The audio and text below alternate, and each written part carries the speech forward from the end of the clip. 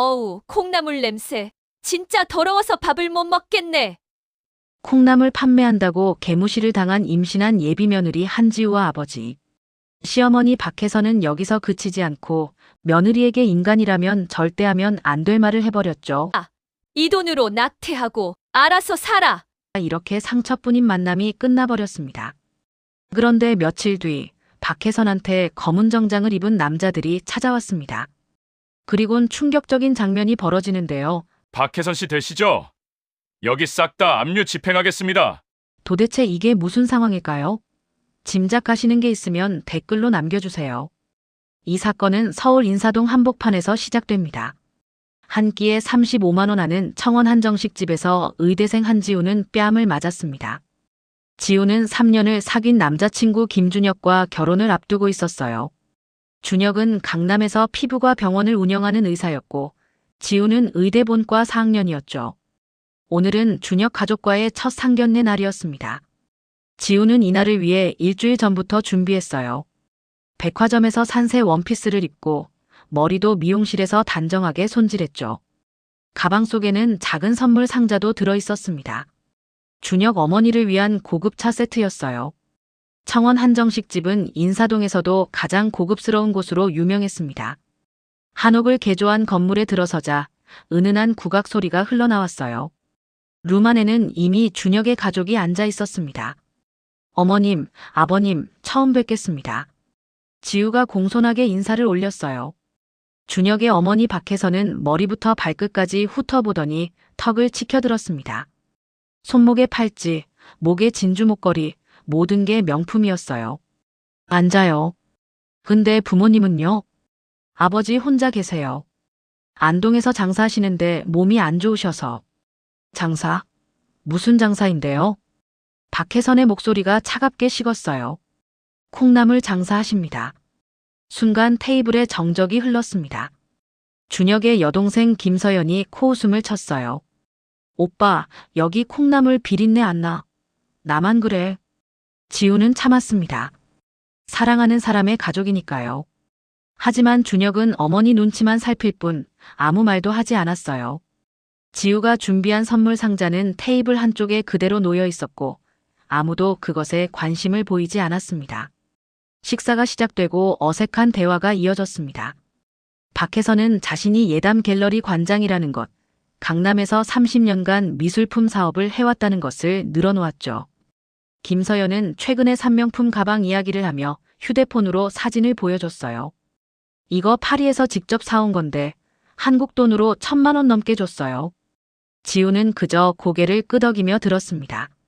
자신이 낄 수 있는 대화가 아니었거든요. 한참을 기다린 후 박혜선이 입을 열었어요. 그래, 졸업하면 언제쯤 결혼 생각이에요? 지우는 이 순간을 위해 준비했습니다. 가방에서 조심스럽게 초음파 사진을 꺼냈어요. 손이 떨렸지만 용기를 냈습니다. 어머님, 사실은 제가 지금 임신 2개월입니다. 그 순간이었습니다. 탁! 박혜선의 손바닥이 지우의 뺨을 강하게 후려쳤어요. 주변 손님들이 일제히 돌아봤지만 박혜선은 개의치 않았습니다. 지우의 귀가 윙하고 울렸어요. 콩나물 장사하는 집안딸이 감히 의사 아들한테 임신 공격이야? 이게 지금 뭐 하는 짓이야? 지우의 손에서 초음파 사진이 떨어져 바닥에 흩어졌어요. 박혜선이 그것을 발로 밟으며 비웃었습니다. 하얗고 작은 사진 위에 명품 하이힐 자국이 찍혔죠. 준혁아, 이거 진짜야? 엄마, 그게. 준혁이 우물쭈물하자 박혜선의 얼굴이 일그러졌어요. 분위기 보고 말하라고 했잖아. 왜 시키지도 않은 짓을 해? 준혁이 지우가 아닌 어머니에게 한 말이었습니다. 지우는 그 순간 모든 것을 깨달았어요. 이 남자는 자신을 지켜주지 않을 거라는 것을요. 3년이라는 시간이 한순간에 무너지는 기분이었습니다. 김서연이 휴대폰을 꺼내 지우를 찍으려 했어요. 언니, SNS 올려도 돼요? 콩나물 냄새 나는 여자가 의사 집안의 임신으로 기어들어온 썰. 조회수 대박일 것 같은데? 그만해, 제발. 지우가 떨리는 목소리로 말했지만 박혜선은 가방에서 소금 봉지를 꺼냈습니다. 한정식집 입구에서 가져온 거였어요. 이런 재수없는 년 소금이나 쳐야겠네. 박혜선이 소금 봉지를 열려는 순간 지우가 벌떡 일어났습니다. 이 모욕 콩나물값까지 쳐서 반드시 갚아드리겠습니다. 지우는 바닥에 떨어진 초음파 사진을 주워 담고 흐트러진 옷깃을 여미며 식당을 나섰습니다. 뒤에서 박혜선의 비웃음 소리가 들렸지만 지우는 뒤돌아보지 않았어요. 테이블 위에는 지우가 준비한 선물 상자만 덩그러니 남아 있었습니다. 차가운 인사동 골목. 초가을 바람이 불었어요. 지우는 벽에 기대어 그제야 눈물을 흘렸습니다. 뺨이 화끈거렸고 가슴은 찢어질 것 같았죠. 손으로 배를 감싸며 작게 속삭였어요. 미안해, 아가야. 엄마가 강해질게. 꼭 강해질게. 골목 끝에서 청원 한정식집의 불빛이 따뜻하게 보였지만 지우에게는 차갑기만 했습니다. 그곳에서는 아마 준혁의 가족이 아무 일도 없었다는 듯 식사를 계속하고 있겠죠. 그날 밤 지우는 준혁에게서 단 한 통의 전화도 받지 못했습니다. 문자 하나, 연락 하나 없었어요. 하지만 지우는 몰랐습니다. 자신의 아버지가 단순한 콩나물 장수가 아니라는 것을요. 그리고 이 모욕이 얼마나 값비싼 대가를 치르게 될지 아직 아무도 몰랐습니다.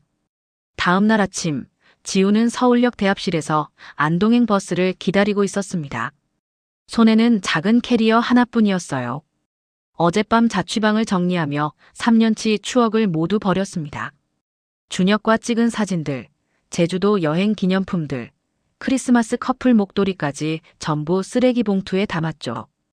방 한구석 의학 교과서들을 보며 가슴이 무너졌지만 지우는 눈물을 참았습니다. 의대 행정실에 들렀을 때 교수님이 물으셨어요. 한지우 학생, 이제 졸업만 남았는데 왜 휴학을 해요? 개인 사정입니다, 교수님. 지우는 그 이상 설명하지 않았습니다. 임신 사실도 어제 당한 모욕도 말할 수 없었죠. 안동행 버스가 서울을 벗어나 경부 고속도로로 접어들었어요. 창밖으로 서울의 높은 빌딩들이 점점 작아지고 강남의 화려한 불빛들이 멀어져 갔습니다. 지우는 유리창에 이마를 기댄 채 그 풍경을 멍하니 바라봤어요. 저 도시 어딘가에서 준혁은 지금 무얼 하고 있을까요? 혹시 연락이라도 할까 싶어 휴대폰을 확인했지만 문자 한 통 없었습니다. 배를 쓰다듬었습니다. 아직 배는 나오지 않았지만 그 안에 작은 생명이 자라고 있다는 게 신기하면서도 두려웠어요. 이 아이는 아버지 없이 태어나게 될까요? 어제 청원 한정식집에서 본 준혁의 눈빛을 떠올리면 그는 이미 자신을 버렸다는 걸 알 수 있었거든요. 엄마는 너밖에 없어. 우리 둘이서 힘내자. 지우는 작게 속삭였습니다. 3시간을 달려 안동에 도착했습니다. 버스 터미널에 내리자 익숙한 공기가 폐 속 깊이 들어왔어요. 서울의 매캐한 공기와는 달리 안동은 훨씬 부드럽고 촉촉했습니다. 시장으로 향하는 길, 아는 얼굴들이 보였습니다. 어머, 지우 아이가 서울서 왔나? 이제 의사 됐제? 반가운 인사들이 쏟아졌어요. 지우는 억지로 웃으며 대답했습니다. 아직이에요, 아줌마. 시장 안쪽으로 들어가자 낡은 간판이 보였습니다. 정성 콩나물. 간판 아래 아버지 한석균이 러닝 셔츠 차림으로 앉아 콩나물을 다듬고 있었어요. 거칠고 주름진 손으로 하나하나 골라내는 모습, 구분 등 세월의 흔적이 깊게 새겨진 얼굴이 눈에 들어왔죠. 지우는 순간 가슴이 먹먹해졌어요. 아빠. 지우를 본 석균이 벌떡 일어났습니다. 지우야. 맨발로 뛰어나와 딸을 끌어안았어요. 콩나물 물이 묻은 손이었지만 지우는 아랑곳하지 않았습니다. 아버지의 품에서 흙냄새와 콩나물 비린내가 섞인 냄새가 났지만 그게 세상에서 가장 따뜻하고 안전한 냄새처럼 느껴졌어요. 그동안 참았던 눈물이 터져나왔습니다. 석규는 아무 말도 하지 않았어요. 그저 딸의 등을 토닥이며 서 있었습니다. 지우의 뺨에 희미하게 남은 멍을 발견했지만 모른 척했죠. 누가 때렸는지 묻지 않았습니다. 그저 딸이 다쳤다는 사실만으로도 가슴이 찢어지는 것 같았거든요. 배고프제? 아빠가 밥 해줄게.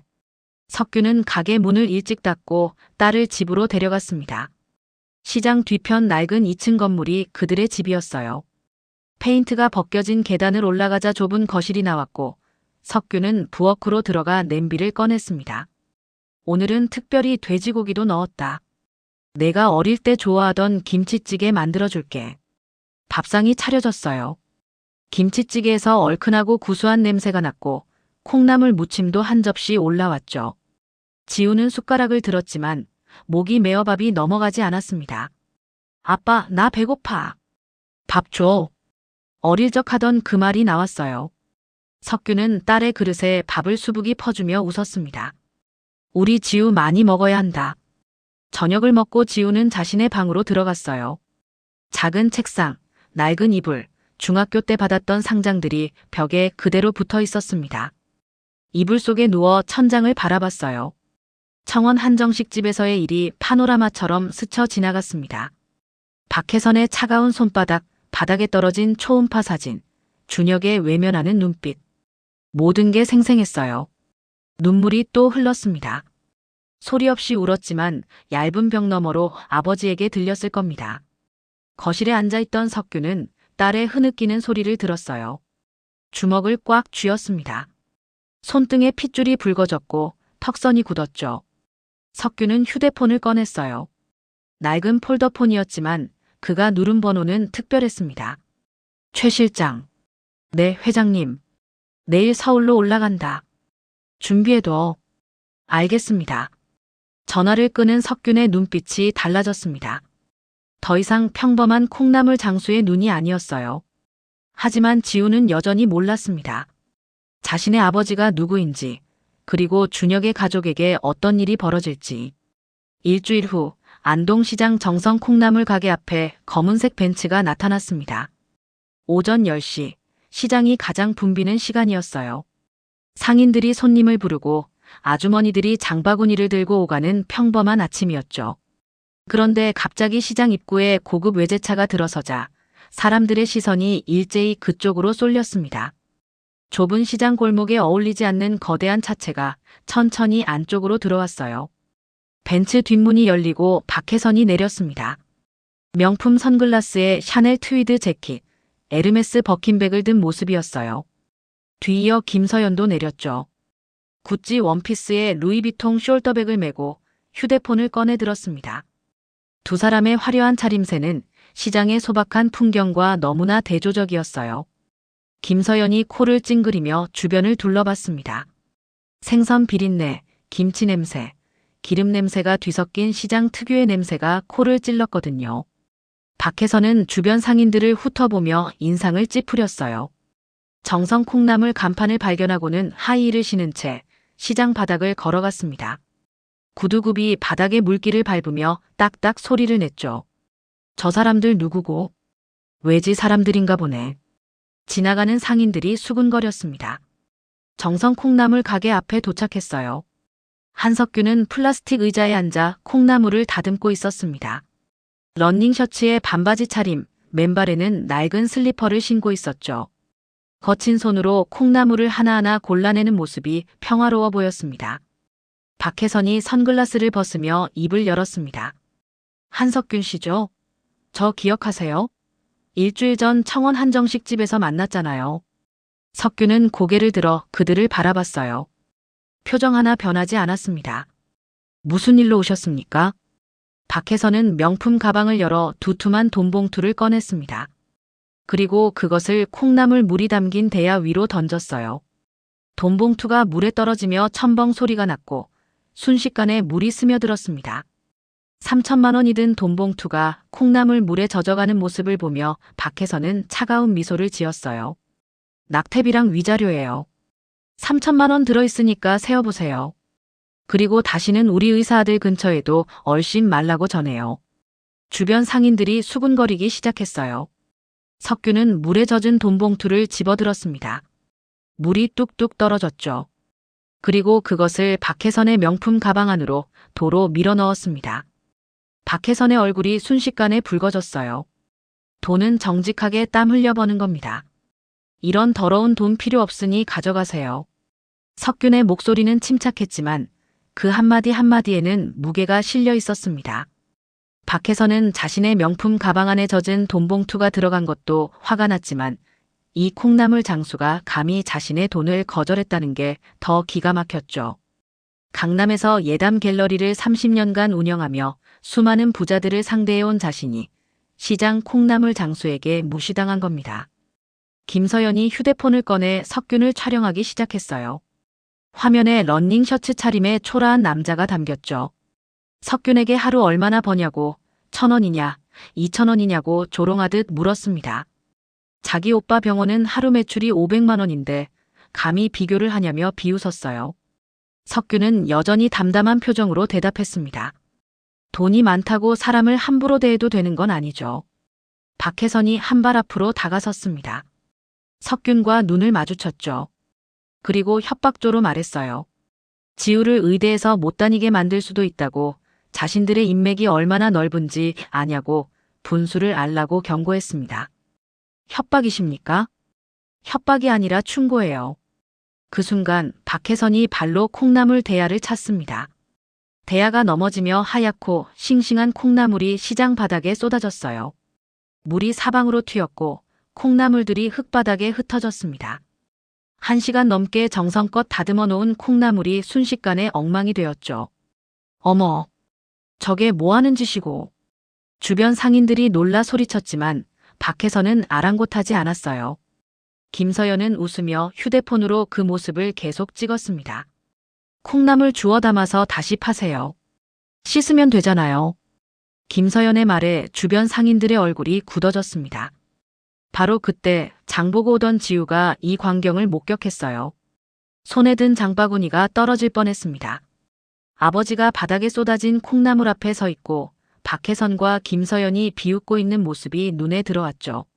아빠. 지우가 달려왔지만 석균이 손을 들어 딸을 제지했어요. 지우야, 괜찮다. 들어가 있어라. 하지만 들어가.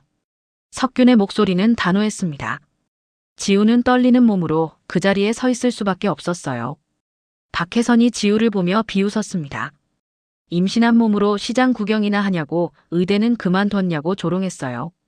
그리고 준혁은 이미 다른 여자를 만나기로 했다고 말했습니다. 서울대 의대 나온 집안 좋은 아가씨라고, 지우 같은 애는 안중에도 없다고 했죠. 그 말이 비수처럼 지우의 가슴에 꽂혔습니다. 눈에 눈물이 고였어요. 가자, 서연아. 여기 있으면 콩나물 냄새 옷에 배겠어. 박혜선이 돌아서며 말했습니다. 김서연이 마지막으로 한 번 더 휴대폰으로 촬영하고는 어머니를 따라갔죠. 벤츠가 시장을 빠져나가는 모습을 지켜보며 지우는 바닥에 쏟아진 콩나물을 주워 담기 시작했습니다. 손이 떨렸어요. 눈물이 흘러 콩나물 위에 떨어졌습니다. 옆에서 아버지도 무릎을 꿇고 함께 콩나물을 주웠죠. 주변 상인들이 안타까운 눈빛으로 바라봤지만 아무도 선뜻 나서지 못했습니다. 지우야, 울지 마라. 석균이 딸의 어깨를 감싸 안았습니다. 하지만 석균의 눈빛은 차가웠어요. 주먹을 쥔 손이 미세하게 떨리고 있었죠. 하지만 지우는 몰랐습니다. 바로 이 순간에도 아버지의 명령을 받은 사람들이 움직이기 시작했다는 것을요. 그날 밤 한석균은 지우를 재운 후 시장 뒤편 낡은 창고로 향했습니다. 밤 11시, 시장은 이미 문을 닫았고 골목에는 가로등 불빛만 희미하게 남아 있었어요. 석균은 손전등을 켜고 창고 문을 열었습니다. 겉보기엔 폐자재와 빈 상자들이 쌓인 허름한 창고였죠. 녹슨 철판, 찢어진 비닐, 오래된 나무 팔레트들이 어지럽게 놓여 있었어요. 하지만 석균은 안쪽 구석으로 걸어갔습니다. 낡은 선반을 밀어내자 그 뒤에 철문이 나타났어요. 번호키를 누르자 철컥 소리와 함께 문이 열렸습니다. 지하로 내려가는 계단이 보였죠. 계단을 따라 내려가자 완전히 다른 세계가 펼쳐졌습니다. 최신형 컴퓨터 6대가 일렬로 놓여 있었고 벽면에는 대형 모니터 4개가 걸려 있었어요. 각 화면에는 실시간으로 주식 시세, 부동산 정보, 금융 데이터가 업데이트되고 있었습니다. 한쪽 벽에는 서류 캐비닛이 가지런히 정리되어 있었고 책상 위에는 각종 계약서와 등기부 사본들이 쌓여 있었죠. 석균은 가죽 의자에 앉아 컴퓨터를 켰습니다. 화면이 켜지자 여러 개의 창이 동시에 떴어요. 한솔그룹 계열사 현황, SH홀딩스 자산 목록, 명동 금융가 실시간 동향이 한눈에 들어왔습니다. 휴대폰을 꺼내 전화를 걸었어요. 최 실장. 네, 회장님. 기다리고 있었습니다. 지금 당장 타겟 정리해. 예담 갤러리 박혜선, 강남 프라임 피부과 김준혁. 숨통을 천천히 말려 죽여. 알겠습니다. 어느 정도 수위로 진행할까요? 완전히 무너뜨려. 단, 급하게 하지 말고 천천히. 희망을 주면서 절망으로 밀어넣어. 이해했습니다. 석규는 전화를 끊고 키보드를 두드렸습니다. 검색창에 이름을 입력했어요. 박혜선. 클릭 한 번으로 모든 정보가 나타났습니다. 예담 갤러리 대출 현황이 화면에 떴어요. 한국캐피탈 22억 원, 저축은행 15억 원, 제2금융권 18억 원. 총 55억 원의 대출이 박혜선 이름으로 되어 있었습니다.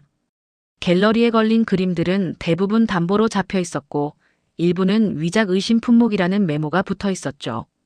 김준혁. 다음 화면이 떴습니다. 강남 프라임 피부과 현황이었어요. 9월 매출 1억 5천만 원 하지만 직원 인건비와 장비 할부금을 제하면 실제 이익은 3천만 원 정도였습니다. 그런데 눈에 띄는 게 있었어요. 건물 월세 8개월 연체. 석균의 입가에 냉소가 번졌습니다. 화면을 스크롤하며 건물 등기부를 확인했어요. 강남 프라임 피부과가 입주한 12층 건물의 소유주는 SH홀딩스였습니다. 석규는 웃음을 터뜨렸어요. 내 땅 위에서 월세 밀리며 배짱 부리다니. 제 무덤 판 줄도 모르고. SH홀딩스는 한석균이 20년 전에 설립한 부동산 투자 회사였습니다. 표면상으로는 페이퍼 컴퍼니처럼 보이지만 실제로는 강남 핵심 지역 건물 17개를 소유한 거대 자산가였죠. 석규는 콩나물 장수로 위장한 채 조용히 부를 축적해왔고 이제 그 자산은 1,000억 원을 넘어서고 있었습니다. 석규는 메모장을 꺼내 계획을 적기 시작했어요. 첫 번째, 강남 프라임 피부과 건물 퇴거 명령. 두 번째, 예담 갤러리 대출 동시 회수. 세 번째, 김서연 신용카드 한도 정지. 네 번째, 명동 사채 시장 정보 차단. 각 항목마다 실행 시점과 담당자를 적었습니다. 최 실장이 총괄하고 법무팀이 법적 절차를 밟고 금융팀이 대출 회수를 진행하는 구조였죠. 한치의 빈틈도 없는 완벽한 시나리오였습니다. 컴퓨터 화면을 바라보며 석규는 오늘 오후 일을 떠올렸어요. 바닥에 쏟아진 콩나물을 주우며 우는 딸의 모습, 박혜선이 발로 대야를 차던 순간 김서연이 휴대폰으로 촬영하며 비웃던 얼굴. 모든 게 선명했습니다. 내 딸한테 손찌검을 해. 석균의 목소리는 낮았지만 차갑게 가라앉아 있었어요. 다시 전화를 걸었습니다. 이번에는 명동의 한 사람에게였죠. 저 한석균입니다. 박혜선이라고 예담 갤러리 관장. 앞으로 그 사람한테는 단 1원도 빌려주지 마세요. 제2금융권 사채까지 전부 차단입니다. 알겠습니다, 회장님. 바로 조치하겠습니다. 명동 금융가에서 한석균의 한마디는 절대적이었습니다. 20년간 쌓아온 신뢰와 자본력, 그리고 냉철한 판단력으로 그는 이미 보이지 않는 거물이 되어 있었거든요. 새벽 4시까지 석규는 치밀한 계획을 세웠어요. 컴퓨터 화면에는 타임라인이 그려져 있었습니다. D-Day부터 시작해서 7일, 14일, 21일 차까지 단계별로 압박 수위를 높이는 계획이었죠. 첫 주에는 경고성 압류, 둘째 주에는 자금줄 차단, 셋째 주에는 완전 파산. 마지막에는 법적 고발까지 준비되어 있었습니다. 마지막 파일을 저장하고 석규는 의자에서 일어났어요. 지하 사무실을 나와 철문을 잠그고 창고를 빠져나왔습니다. 밖은 여전히 어두웠고 새벽 공기는 차가웠죠. 집으로 돌아가는 길, 석규는 지우의 방문을 살짝 열어봤어요. 딸이 이불을 반쯤 걷어찬 채 자고 있었습니다. 조심스럽게 들어가 이불을 덮어줬죠. 지우의 얼굴에는 눈물 자국이 마른 채 남아 있었어요. 석규는 딸의 머리를 쓰다듬으며 작게 속삭였습니다. 조금만 기다려라, 지우야. 아빠가 다 해결해 줄게. 지우는 꿈속에서도 힘들어하는지 눈썹을 찌푸렸어요. 석규는 한참 동안 딸을 바라보다가 조용히 방을 나왔습니다. 다음 날 아침 강남 한복판에서는 폭풍이 몰아치기 시작할 것입니다. 하지만 지우는 여전히 몰랐습니다. 자신의 아버지가 누구인지, 그리고 준혁의 가족에게 어떤 일이 벌어질지. 다음 날 아침 8시, 강남 프라임 피부과 앞에 검은 점퍼를 입은 용역 직원 15명이 나타났습니다. 출근하던 김준혁은 병원 입구가 사람들로 막혀 있는 걸 보고 당황했어요. 정문 유리문에는 빨간색 압류 딱지가 크게 붙어 있었고 용역 직원들이 양팔을 끼고 입구를 봉쇄하고 있었습니다. 준혁이 다가가자 덩치 큰 반장이 서류 봉투를 내밀었어요. 김준혁 원장님 맞으시죠? 건물주 측 법률 대리인입니다. 월세 8개월 연체로 인한 법적 퇴거 명령입니다. 서류를 펼쳐보니 SH홀딩스라는 생소한 이름이 적혀 있었습니다. 연체 월세 총액 9,600만 원. 준혁은 협의를 요청했지만 용역 반장은 단호했어요. 건물주 지시가 명확하다고 오늘 정오까지 전액 납부 아니면 즉시 퇴거라고 통보했습니다. 출근하던 간호사들이 멀찌감치 서서 수군거렸고 예약 환자들은 문자로 취소 통보를 받고 발길을 돌렸죠. 같은 시각 강남 청담동 예담갤러리 관장실에서 박혜선은 모닝커피를 마시고 있었습니다. 창밖으로 보이는 청담동 거리가 한가했어요. 박혜선은 편안한 마음으로 오늘 있을 VIP 고객 미팅 준비를 하고 있었죠. 책상 위에는 수억 원짜리 그림 카탈로그가 펼쳐져 있었습니다. 전화벨이 울렸어요. 한국캐피탈에서 걸려온 전화였습니다. 상담원은 정중하지만 냉정한 목소리로 말했어요. 22억 원 대출 만기 연장 심사가 부결되었다고 본사 리스크 관리팀 방침이 바뀌었다고 했습니다. 오늘 내로 원금 22억 원 상환해 주셔야 합니다. 오늘요? 그게 말이 됩니까? 규정상 불가능합니다. 오후 5시까지 입금 확인 안 되면 담보 그림 전부 압류 처리됩니다. 전화가 끊겼어요. 박혜선은 멍하니 앉아 있었습니다. 손에 쥔 커피잔이 미세하게 떨렸죠. 5분 후 저축은행에서 또 전화가 왔어요. 15억 원 대출 만기 연장 불가 통보였습니다. 이어서 제2금융권에서도 연락이 왔어요. 18억 원 즉시 상환. 모두 같은 내용이었습니다. 총 55억 원을 오늘 하루 안에 갚아야 했어요. 박혜선은 손이 떨렸습니다. 책상 서랍을 열어 비상 연락처를 꺼냈어요. 명동 사채업자 강남 대부업체. 아는 사람들 전화번호가 빼곡히 적혀 있었죠. 첫 번째 전화를 걸었습니다. 급하게 30억만 빌려달라고 했지만 상대방은 자금 사정이 안 좋다며 거절했어요. 이자를 2배로 주겠다고 애원했지만 소용없었습니다. 두 번째, 세 번째, 네 번째 전화도 마찬가지였어요. 평소 잘 빌려주던 곳들이 일제히 거절했습니다. 마치 짜고 친 것처럼 똑같은 반응이었죠. 10번째 전화를 걸었을 때 상대방이 조심스럽게 진실을 털어놨어요. 박 관장님, 솔직히 말씀드릴게요. 위에서 지시 내려왔어요. 박혜선한테는 1원도 빌려주지 말라고. 위에서요? 누가요? 그건 저도 몰라요. 그냥 명동 쪽에서 내려온 지시래요. 전화가 끊겼습니다. 박혜선은 휴대폰을 책상에 내려놓았어요. 손이 덜덜 떨렸습니다. 명동에서 지시가 내려왔다는 건 보통 일이 아니었어요. 누군가 거대한 권력을 가진 사람이 자신을 겨냥하고 있다는 뜻이었거든요. 같은 시각 명동 백화점 VIP 라운지에서 쇼핑 중이던 김서연은 명품 가방을 계산하려다 당황스러운 상황을 맞았습니다. 카드 결제가 연속으로 거부되었어요. 한도 5천만 원짜리 카드, 3천만 원짜리 카드 모두 막혔습니다. 직원이 민망한 표정으로 다른 카드를 시도해보자고 했지만 지갑 속 카드 3장 전부 거부되었죠. 주변 손님들이 힐끔힐끔 쳐다봤습니다.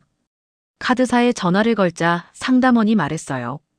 신용 재평가 결과 한도가 일시 정지되었다고 본사 리스크팀 결정사항이라고 했습니다.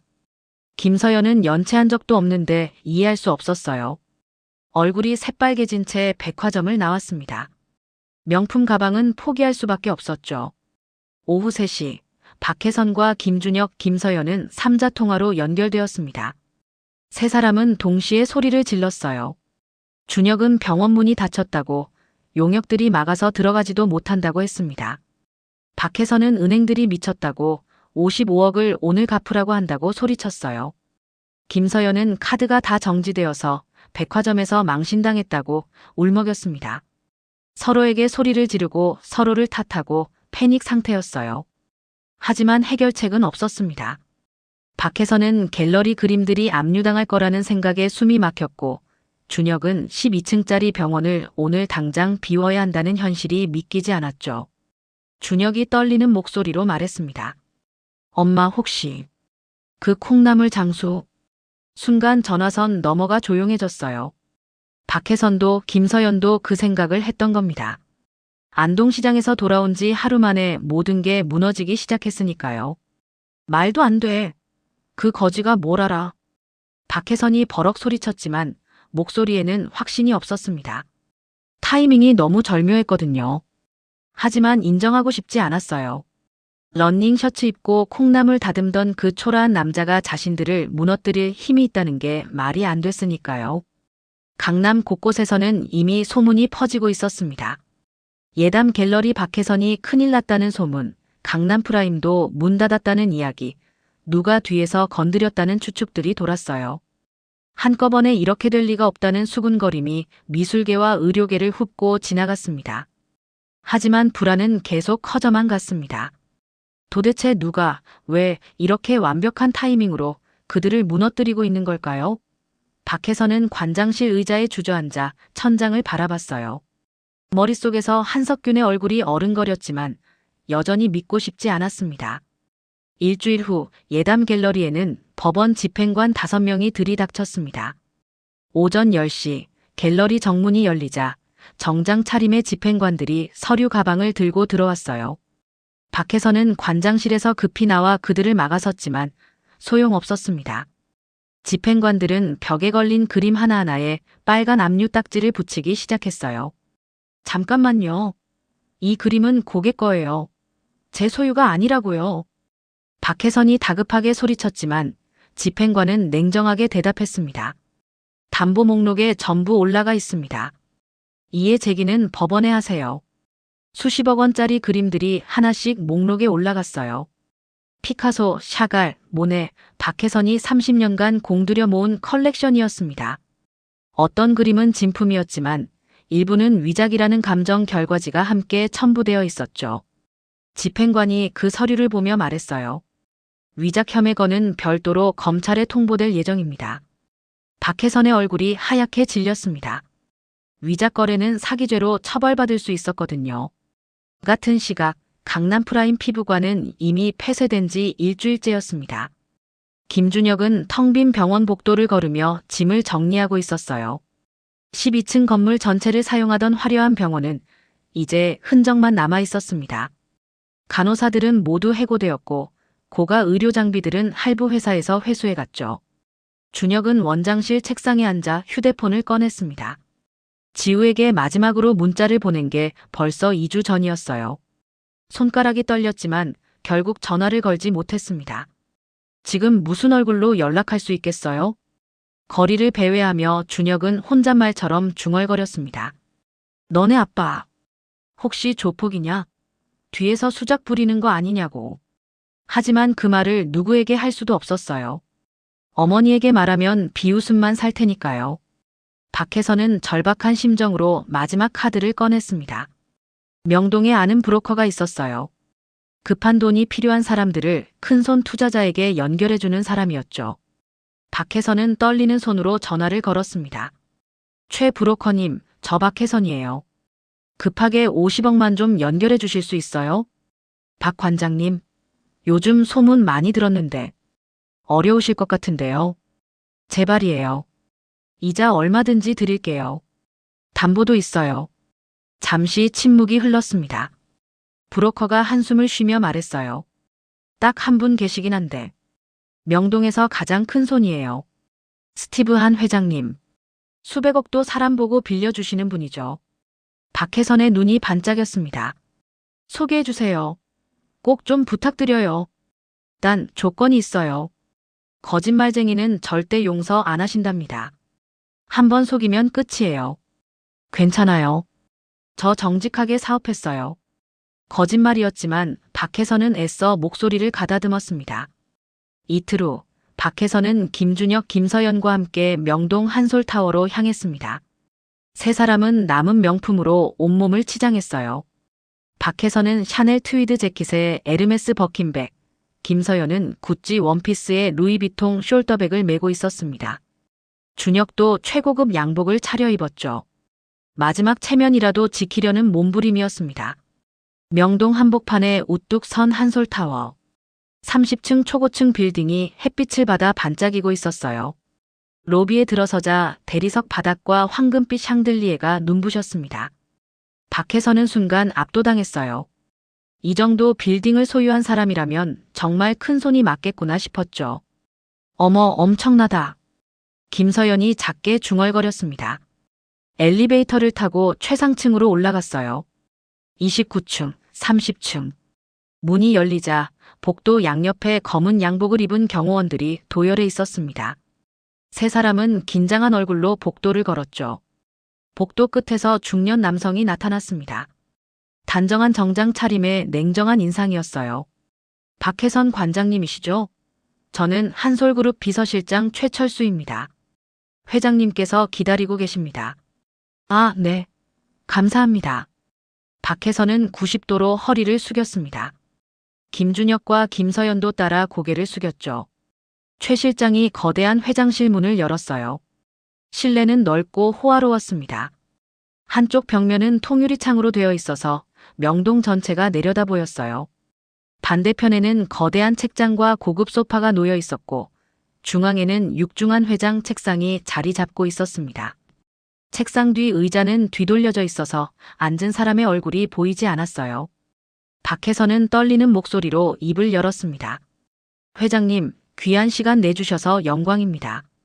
저는 예담 갤러리 관장 박혜선입니다. 필사적으로 자신을 소개했어요. 30년간 미술계에서 쌓은 경력, VIP 고객 네트워크, 갤러리 자산 가치를 줄줄이 늘어놓았습니다. 50억만 빌려주시면 반드시 갚겠다고, 이자도 두둑히 드리겠다고 애원했죠.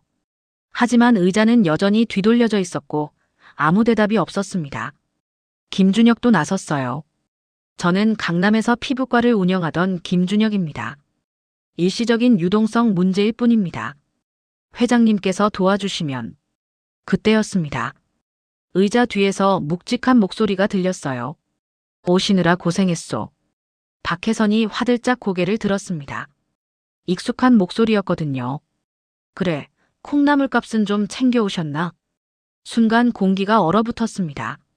박혜선의 얼굴에서 피가 쏙 빠졌어요. 김준혁은 입을 벌린 채 굳어버렸고 김서연은 눈을 크게 뜨고 의자를 응시했습니다. 엄마, 지금 저 목소리. 김서연이 떨리는 목소리로 속삭였지만 박혜선은 대답할 수 없었어요. 하지만 지우는 여전히 몰랐습니다. 바로 이 순간 명동 한솔타워 회장실에서 무슨 일이 벌어지고 있는지 거대한 회장 의자가 천천히 돌아섰습니다. 그곳에는 이탈리아 수제 수트를 입은 한석균이 앉아 있었어요. 러닝 셔츠가 아닌 명품 양복, 슬리퍼가 아닌 구두, 거친 손이 아닌 깔끔하게 정돈된 모습이었습니다. 하지만 얼굴은 분명 그 사람이었어요. 안동시장 정성 콩나물 가게 앞에서 콩나물을 다듬던 바로 그 남자였죠. 박혜선은 무릎이 꺾여 바닥에 주저앉았습니다. 김준혁은 입을 벌린 채 말이 나오지 않았어요. 김서연은 뒤로 비틀거리며 벽에 기댔습니다. 석규는 여유롭게 의자에서 일어나 창가로 걸어갔어요. 통유리창 너머로 명동 거리가 한눈에 내려다 보였습니다. 손을 뒤로 모은 채 천천히 입을 열었죠. 왜 러닝 입고 콩나물 팔 때는 벌레 보듯 하더니 양복 입으니까 사람 같아 보이나? 박혜선은 떨리는 입술로 사과했지만 석규는 차갑게 웃었습니다. 지우의 뺨을 때리고 콩나물 대야를 발로 차고 소금까지 뿌리려던 게 실례냐고 물었어요. 최 실장이 앞으로 나섰습니다. 손에 두툼한 서류 봉투를 들고 있었어요. 소개하겠습니다. 한솔그룹 한석균 회장님이십니다. 당신들의 갤러리 빚, 병원 건물, 신용카드 한도 모두 우리 회장님 소유입니다. 김준혁이 비틀거리며 소파를 붙잡았어요. SH홀딩스가 뭐냐고 물었죠. 스티브 한의 이니셜입니다. 회장님의 영문 이름이죠. 최 실장의 설명에 박혜선은 머리가 하얗게 변하는 기분이었어요. 명동 최고의 큰손이 바로 콩나물 장수였다니. 믿을 수가 없었습니다. 석규는 책상으로 돌아와 앉았습니다. 손가락으로 책상을 툭툭 두드리며 말했어요. 55억 원 빚이 전부 자기 회사들한테 진 거라고. 한국캐피탈, 저축은행, 제2금융권까지 전부 자기 계열사거나 자기가 대주주라고 했습니다. 최 실장이 서류를 펼쳐 보였어요. 한솔그룹 계열사 목록이 빼곡히 적혀 있었습니다. 부동산, 금융, 투자 모두 석균의 손아귀에 있었어요. 김서연이 떨리며 신용카드는 어떻게 되냐고 물었죠. 최 실장은 카드사 최대 주주가 한솔그룹이라고 한도 정지를 석균이 지시했다고 담담하게 대답했습니다. 석균은 옆문을 향해 손짓했어요. 문이 열리며 세련된 정장 차림의 한지우가 걸어 나왔습니다. 임신으로 약간 나온 배를 우아하게 가린 맞춤 원피스, 단정하게 올린 머리, 자신감 있는 걸음걸이. 청원 한정식 집에서 뺨 맞고 울던 그 여자가 아니었어요. 지우가 차분하게 인사했지만 밖에서는 고개를 들 수 없었습니다. 김준혁이 황급히 일어나 지우를 불렀어요. 왜 여기 있냐고, 무슨 일이냐고 외쳤습니다. 지우는 아버지 옆에 서서 준혁을 내려다봤어요.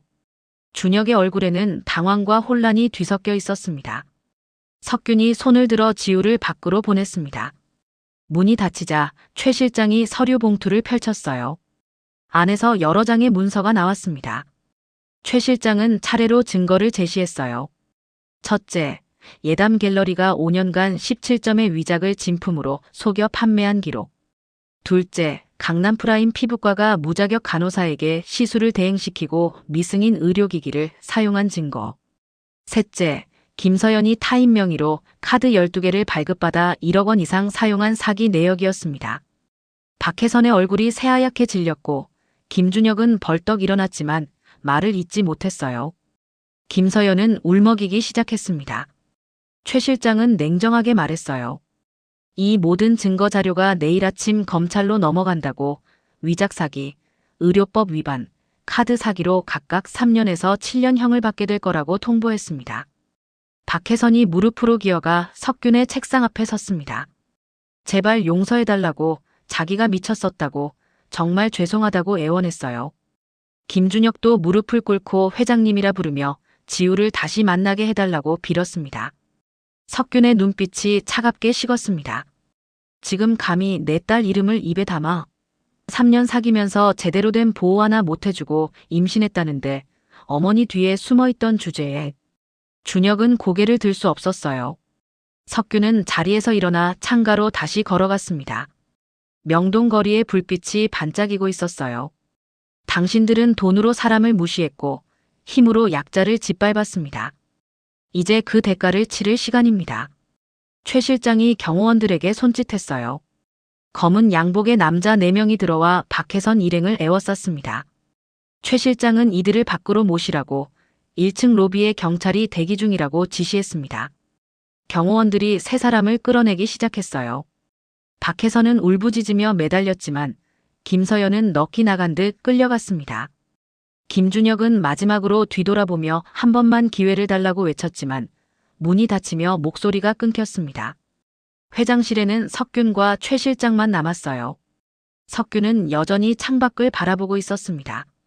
최 실장, 경찰 넘기고 소금 뿌려. 최 실장이 되물었지만 석균은 단호하게 말했어요. 청원 한정식 집에서 자기 딸한테 했던 그대로 하라고 지시했습니다. 알겠습니다, 회장님. 최 실장은 고개를 숙였습니다. 석균의 입가에 차가운 미소가 번졌어요. 복수는 차갑게, 그러나 완벽하게 이루어졌습니다. 1층 로비로 끌려 내려간 3사람은 경찰차에 태워지기 전 경호원이 뿌린 소금을 온몸에 맞았습니다. 지나가던 사람들이 쳐다봤지만 아무도 막지 않았어요. 박혜선은 그제야 깨달았습니다. 자신들이 건드린 사람이 누구였는지, 그리고 콩나물 값이 얼마나 비쌌는지. 1년이 흘렀습니다. 서울 외곽 여자교도소 식당, 플라스틱 쟁반 위에 콩나물 무침이 놓여 있었어요. 박혜선은 그것을 보며 눈물을 흘렸습니다. 탈세와 위작 사기 혐의로 4년형을 선고받은 그녀는 이제 겨우 1년을 보냈을 뿐이었죠. 예담 갤러리는 경매로 넘어갔고 수십억 원짜리 그림들은 모두 압류되었습니다. 그때 그냥 콩나물이나 사 먹을 걸. 아이고 내 팔자야. 밖에서는 콩나물 무침을 젓가락으로 집어 올렸다가 도로 내려놓았어요. 입맛이 없었습니다. 옆자리 수감자가 힐끔 쳐다봤지만 밖에서는 고개를 숙인 채 앉아 있었죠. 같은 시각 서울 외곽 공사장에서는 김준혁이 삽질을 하고 있었습니다. 의사 면허는 취소되었고 불법 의료 행위로 집행유예 3년을 선고받았어요. 강남 프라임 피부과는 흔적도 없이 사라졌습니다. 준혁은 이제 일용직 노동자로 하루하루 살아가고 있었죠. 점심시간 그는 구석에 앉아 컵라면에 물을 부었습니다. 야, 김씨. 오늘도 라면이야? 옆자리 인부가 물었지만 준혁은 대답하지 않았어요. 그저 고개만 숙인 채 라면을 후루룩 먹었습니다. 손에는 굳은 살이 박혔고 얼굴은 햇볕에 그을려 있었어요. 명품 양복 대신 작업복, 고급 승용차 대신 지하철, 모든 게 바뀌었습니다. 휴대폰을 꺼내 지우의 번호를 오랫동안 바라봤어요. 하지만 전화를 걸 용기는 나지 않았습니다. 동대문 시장 한 구석, 김서연은 짝퉁 가방을 펼쳐놓고 앉아 있었습니다. 가방 싸요. 10,000원, 10,000원. 목이 쉰 목소리로 외쳤지만 지나가는 사람들은 거들떠보지도 않았어요. 신용카드 사기로 집행유예를 받은 김서연은 이제 노점상으로 연명하고 있었습니다. 예전에 명품 백화점 VIP 라운지를 드나들던 그녀였지만 이제는 10,000원짜리 짝퉁 가방을 팔아야 했죠. 갑자기 단속반이 나타났어요. 저기 불법 노점. 치워. 김서연은 황급히 가방들을 보따리에 담아 도망쳤습니다. 맨발로 골목을 뛰며 숨었어요. 숨을 헐떡이며 벽에 기대섰을 때 거울에 비친 자신의 모습을 봤습니다. 헝클어진 머리, 남루한 옷차림, 더러워진 얼굴. 눈물이 흘러내렸습니다. 같은 시각 서울 강북구에는 지우자선병원 개원식이 열리고 있었습니다. 현수막이 바람에 펄럭이고 축하 화환이 입구를 가득 메웠어요. 하얀 가운을 입은 한지우가 테이프 커팅을 하고 있었습니다. 1년 전 출산 후 복학해서 의대를 졸업하고 마침내 의사가 된 거였죠. 돈보다 생명을 귀하게 여기는 의사가 되겠습니다. 아버지의 뜻을 이어받아 어려운 분들을 무료로 진료하겠습니다. 지우의 선언에 박수가 쏟아졌어요. 병원 앞에는 무료 진료를 받으려는 어르신들이 줄을 서 있었습니다. 옆에는 석균이 손주를 안고 서 있었어요.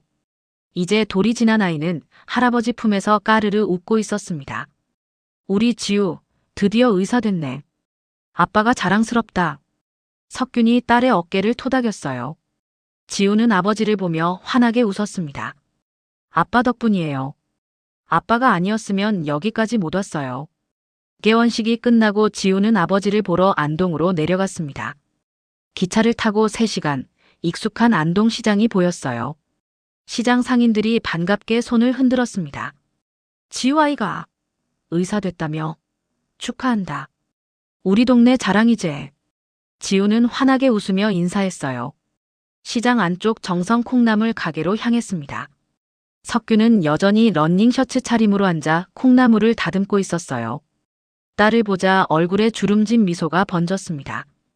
우리 원장님 오셨네. 오늘은 아빠가 콩나물국 특별히 끓여놨어. 아빠, 제가 도와드릴게요. 지우는 앞치마를 두르고 아버지 옆에 앉았습니다. 두 사람은 나란히 콩나물을 다듬었어요. 석균의 거친 손과 지우의 깨끗한 손이 같은 일을 하고 있었습니다. 아빠, 그런데 왜 아직도 여기서 콩나물 파세요? 서울로 오시면 되잖아요. 지우가 물었어요. 석균은 콩나물을 집어들며 웃었습니다. 여기가 좋아. 이 사람들이 날 있는 그대로 봐주거든. 회장이고 뭐고 아니라 그냥 콩나물 파는 석균이로. 지우는 아버지의 손을 꽉 잡았습니다. 아빤 정말 멋있어요. 석균은 딸의 머리를 쓰다듬었어요. 저녁이 되어 두 사람은 가게 위층 집으로 올라갔습니다. 좁은 부엌에서 석균이 콩나물국을 끓였어요. 구수한 냄새가 집안을 가득 채웠습니다. 밥상이 차려지고 손주까지 함께 둘러앉았죠. 잘 먹겠습니다. 세대가 함께하는 소박한 저녁 식탁이었지만 그 어떤 사내 진미보다 따뜻했습니다. 밥을 먹으며 지우가 물었어요. 아빠, 그 사람들 어떻게 됐어요? 석규는 잠시 침묵했습니다. 콩나물국을 한 숟갈 떠서 입에 넣고 천천히 삼킨 후 대답했어요. 제 갈 길 같지. 우리가 신경 쓸 일 아니다. 그래도 지우야, 복수는 끝났어. 이제 우리는 앞만 보고 가는 거야. 내 병원, 내 환자들. 그게 더 중요하지 않겠니? 지우는 고개를 끄덕였습니다. 식사를 마치고 지우는 아이를 재우고 창밖을 바라봤어요. 안동시장의 불빛이 하나둘 꺼지고 있었습니다. 1년 전 이맘때 자신은 서울 자취방에서 눈물을 흘리고 있었죠. 준혁에게 버림받고 꿈을 포기하고 모든 게 끝났다고 생각했습니다. 하지만 지금은 달랐어요. 의사 면허증, 자선병원, 건강한 아이, 그리고 든든한 아버지. 모든 게 있었습니다. 휴대폰이 울렸어요. 병원에서 온 문자였습니다. 내일 첫 진료 예약이 50명 넘게 들어왔다는 내용이었죠. 지우는 미소를 지었습니다. 다음 날 아침, 지우는 서울로 올라가기 전 아버지께 인사했어요. 아빠, 다음 주에 또 올게요. 그래, 조심히 가고.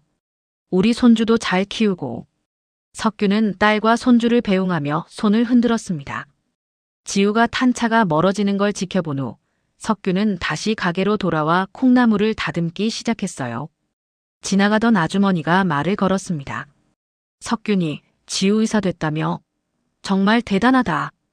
예, 감사합니다. 석규는 환하게 웃으며 대답했어요. 여러분, 진정한 명품은 겉모습이 아니라 그 사람의 마음속에 있습니다. 겉모습만 보고 사람을 무시했던 이들은 결국 자신의 오만함에 걸려 넘어졌죠. 하지만 겸손하고 따뜻한 마음으로 살아간 사람들은 진정한 행복을 얻었습니다. 돈이 전부가 아닙니다. 사람을 사람답게 대하는 것, 그것이 진정한 부자가 되는 길입니다. 여러분, 오늘 이야기 어떠셨나요? 겉모습만 보고 사람을 판단하면 안 된다는 교훈, 가슴에 새겨주셨으면 좋겠습니다. 오늘 이야기가 재미있으셨다면 구독과 좋아요 꼭 눌러주시고요. 어디서 듣고 계신지도 댓글로 남겨주세요. 다음에는 더 재미있는 이야기로 찾아뵙겠습니다. 감사합니다.